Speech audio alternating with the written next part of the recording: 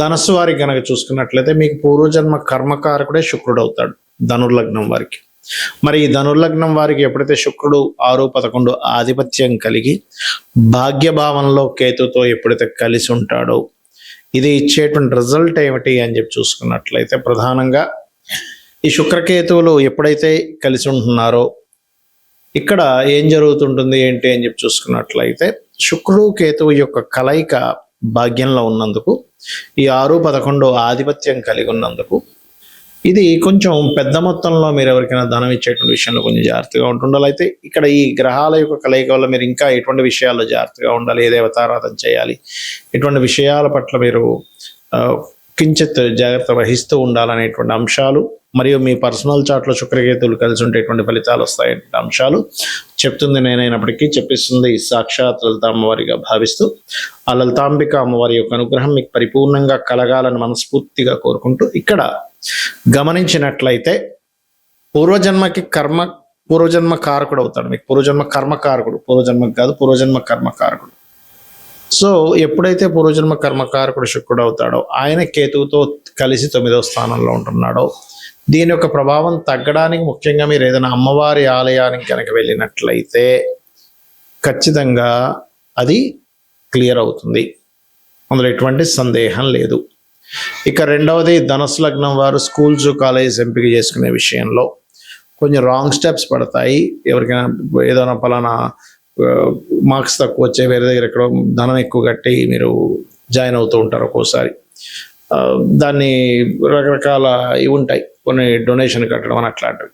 ఇటువంటి విషయాల్లో కాస్త జాగ్రత్తగా ఉండండి. ఎవరికైనా అప్పులు ఇవ్వడం తీసుకోవడం, తండ్రి గారి ఆరోగ్య విషయంలోని కాస్త ఈ శుక్రకేతువులు కలయిక ఉన్నందుకు మీరు ఈ యొక్క విషయంలో ఖచ్చితంగా జాగ్రత్త వహించాలి, గుర్తుపెట్టుకోండి.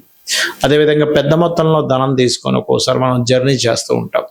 అటువంటి విషయాల్లోనే బ్యాంక్ ట్రాన్సాక్షన్స్ చేసేటువంటి విషయాల్లో ఈ యొక్క అంశాల్లో చాలా జాగ్రత్తగా ఉండండి. మరియు మీ యొక్క సంతానాన్ని ప్రేమ వ్యవహారాల విషయంలోని ఎవరికైనా డబ్బులు ఇచ్చేటువంటి విషయంలో కొంత జాగ్రత్త ఉండమని చెప్పాలి. మరియు మీ యొక్క జీవిత భాగస్వామి ఇన్వెస్ట్మెంట్స్ విషయంలో చాలా జాగ్రత్తగా ఉండాలి. ఇక మీరు నిత్యము చేయవలసిన లక్ష్మీ నరసింహస్వామి యొక్క కరావలంబ స్తోత్రం చదువుకుంటూ ఉండండి. శుక్రకేతు గ్రహాల దగ్గర దీపారాధన చేయమని చెప్పండి, అన్ని విధాలు బాగుంటుంది. మనకి ఈ శుక్రకేతువులు ప్రతి లగ్నానికి కూడా అంటే 12 లగ్నాల వారికి కూడా లగ్నం నుంచి 12 స్థానాల్లో ఉంటే ఏమిటి అనే విషయం కూడా ఇప్పుడు నేను మీకు చెప్తాను. శుక్రుడు కేతువు, శుక్రుడు అంటే లగ్జరీ, అదేవిధంగా ధనము, వివాహము, సౌఖ్యము, సుఖము, వీటన్నిటికీ కారకుడు శుక్రుడు. అదేవిధంగా కేతువు వైరాగ్యము, ఆటంకాలు, ఆధ్యాత్మికత, మరియు ఒక టాప్ పొజిషన్లోకి ఎవరు టచ్ చేయలేనంత పొజిషన్లోకి వెళ్ళిపోవడము, ఫ్లాగ్, ఇలా అన్ని చెప్తూ ఉంటారు. ధ్వజము అంటూ ఉంటారు కేతువుని. ఇక్కడ ఏంటంటే ఈ 2 గ్రహాల కలయిక ఎప్పుడైనా గోచారంలో జరిగినప్పుడు కానీ మన జన్మజాతకంలో ఉన్నప్పుడు కానీ మనం చేయవలసింది ఏమిటంటే ముఖ్యంగా లక్ష్మీ గణపతి ఆరాధన ఎంత చేస్తూ ఉంటే మీకు ఏ భావంలో ఉన్నా దాని యొక్క ప్రభావం ఉండదు. Point number 1. ఇక రెండవది లగ్నంలో ఉందనుకోండి ఈ కాంబినేషన్, ఎందుకంటే 2 గ్రహాల కలయిక అనేటువంటిది అదొక యోగాన్ని క్రియేట్ చేస్తుంది. యోగము అంటే కలయిక అని అర్థం. మీకు రాశిలో ఉన్నది లేదా ఒక రాశిలో ఒక గ్రహం ఉంది, అదొక యోగం. ఆ గ్రహం పలానా నక్షత్రంలో ఉంది, అదొక యోగం. ఆ యొక్క గ్రహం మరొక గ్రహంతో కలిసి ఉంది, ఇంకొంచెం బలమైనటువంటి యోగం.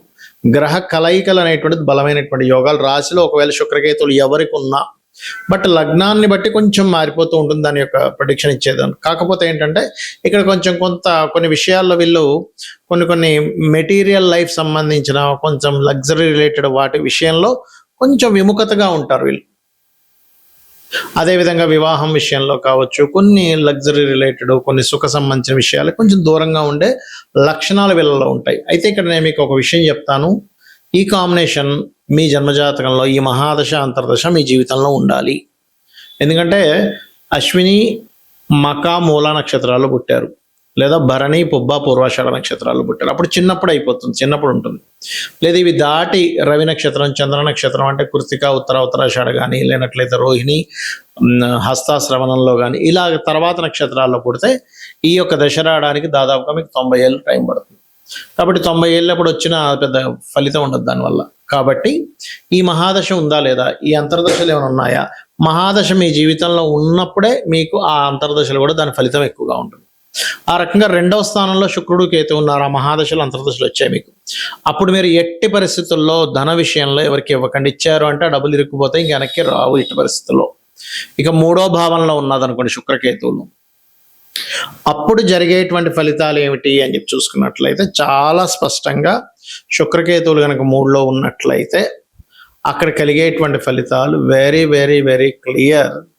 మీకు కమ్యూనికేషన్ రిలేటెడ్ స్త్రీలతోని కానీ ఎవరితోనైనా మాట్లాడుకునేటప్పుడు మధ్యవర్తిత్వంగా ధనం, అంటే ఎవరికో మనం డబ్బులు ఇప్పిస్తున్నాం, మనం మధ్యలో ఉండి మనం సంతకం పెట్టాం చూడండి, మనం ఒక్కోసారి ఈయన సాక్ష్యంతకం పెట్టినందుకు లేకపోతే ఈయన హామీగా ఉన్నందుకు ఈయన కట్టాల్సి వచ్చిందండి అంటూ ఉంటారు.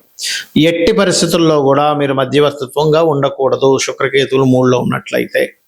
అయితే ఒక్కోసారి ప్రతిసారి శుక్రకేతువులే కాదు, ధనాధిపతి పాపకత్తెరలో ఉన్నా లేకపోతే 3వ స్థానంలో ఉండే గ్రహాల చేత అస్తంగత్వంలో ఉన్నా సరే ధనాధిపతి ఈ రకమైన ఫలితాలు వస్తాయి.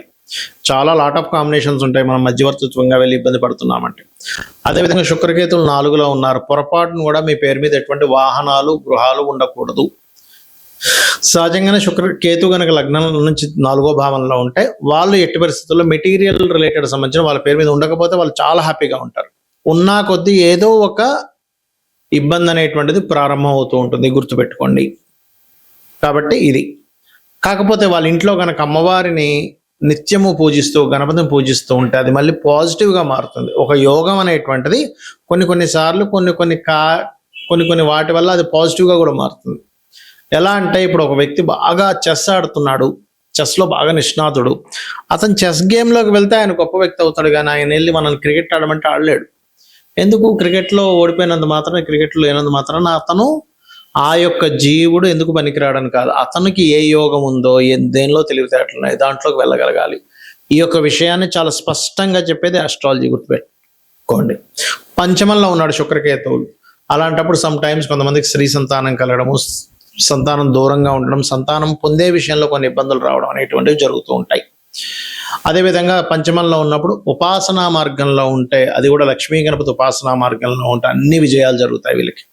6వ భావంలో ఉన్నప్పుడు ఎట్టి పరిస్థితుల్లో కూడా స్త్రీలతో, ఎందుకంటే ఇది స్త్రీ శాపం కింద చెప్తారు, స్త్రీలతో గొడవలు పెట్టుకోవడం కానీ స్త్రీలతో అనవసరమైనటువంటి వీటిలో కానీ వెళ్ళకూడదు. వివాహం చేసుకునేటప్పుడు కూడా కాస్త జాగ్రత్తగా ఉండాలి, 6లో ఉన్నా 7లో ఉన్నా కూడా. ఇక అష్టమ స్థానంలో ఉన్నప్పుడు వాహనాల మీద వెళ్ళేటప్పుడు కాస్త జాగ్రత్తగా వెళ్తూ ఉండాలి. అతి వేగం అనేటువంటిది అస్సలు పనికిరాదు, గుర్తుపెట్టుకోండి. భాగ్యస్థానంలో ఉన్నాడు, ఎక్కువగా అమ్మవారి క్షేత్రాలకు వెళ్తే వీళ్ళ లైఫ్ అనేటువంటిది మంచి టర్నింగ్ తీసుకుంటుంది. దశమ స్థానంలో శుక్రకేతువులు కలిసి ఉన్నప్పుడు ఏమవుతుంది అంటే వీళ్ళు చేసేటువంటి ఉద్యోగంలో కొన్నిసార్లు స్త్రీ మూలకంగా, అది స్త్రీకైనా పురుషుడికైనా స్త్రీ మూలకంగానే వీళ్ళకి ఇబ్బందులు వస్తూ ఉంటాయి. కాబట్టి అక్కడ ఉండేటువంటి స్త్రీలతో ఎటువంటి ఇవి పెట్టుకోకుండా చాలా జాగ్రత్తగా మీ పని అనేది మీరు చేసుకుని రావడం చాలా ముఖ్యం. ఒక్కోసారి సమ్ టైమ్స్ ఏమవుతుందంటే బాసే స్త్రీమూర్తి అవుతుంది అక్కడ.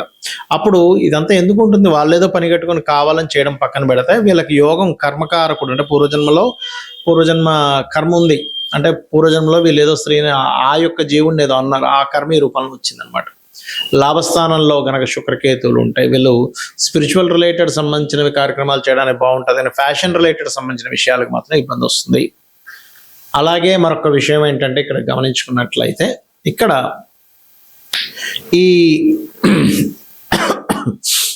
ఈ విషయంలో గమనించుకున్నట్లయితే మీకు ఎప్పుడైనా సరే ఒకటే గుర్తుపెట్టుకోండి, మీరు ఈ యొక్క విషయంలో అంటే ద్వాదశ స్థానంలో ఎవరికైనా ఉంది, సహజంగా సింగిల్గా శుక్రుడు ఉంటే చాలా మంచిది, ద్వాదశంలో అన్ని కంఫర్ట్స్ అనుభవిస్తాడు, తండ్రి యొక్క ఆస్తి వస్తుంది, మంచి జీవిత భాగస్వామి వస్తుంది, జీవిత భాగస్వామి ద్వారా సుఖపడతాడు కూడా జీవుడు. కానీ ఎప్పుడైతే మీకు ద్వాదశంలో కాకుండా ఏకాదశంలో శుక్రుడు ఉంటే మంచిది కాదు, ఇది ఒకటి. అయితే ఇక్కడ ఏంటంటే ద్వాదశంలో శుక్రుడితో పాటు కేతు ఉంటే మళ్ళీ మంచిది కాదు. ఎందుకు? అతను ఇవ్వాల్సిన సుఖాలన్నింటినీ కూడా ఈ కేతువు బ్రేక్ చేస్తున్నాడు. ఇది బాగా గుర్తుపెట్టుకోండి, ఇది చాలా చాలా ఇంపార్టెంట్ అయినటువంటి విషయం.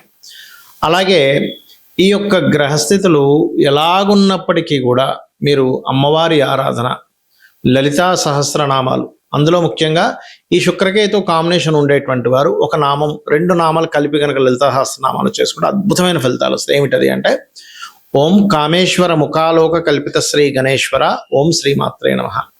ఇది కనుక మీరు చేశారు ఖచ్చితంగా బాగుంటుంది. లేదంటే మాకు ధనస్థానంలో ఉండి చాలా ఇబ్బంది కలుగుతుంది అనుకునేటువంటి వారు ఓం సంపత్కరీ సమారూఢ సింధుర వ్రజ సేవితాయ నమః.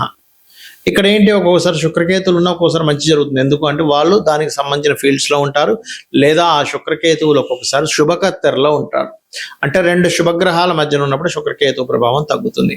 ఇలా ప్రతి విషయాన్ని కీన్గా అబ్జర్వ్ చేసి మనం డెసిషన్ తీసుకోవాలి, కానీ వెంటనే శుక్రకేతువులు కనబడగానే భయపడిపోవడం అలా అనుకోవడం కాదు. సో ఈ రకంగా చేసుకోండి, అన్ని విధాలా మీకు బాగుంటుంది. అమ్మవారి యొక్క అనుగ్రహం మీకు పరిపూర్ణంగా కలగాలని మనస్ఫూర్తిగా కోరుకుంటున్నాను. శ్రీమాత్రే నమః.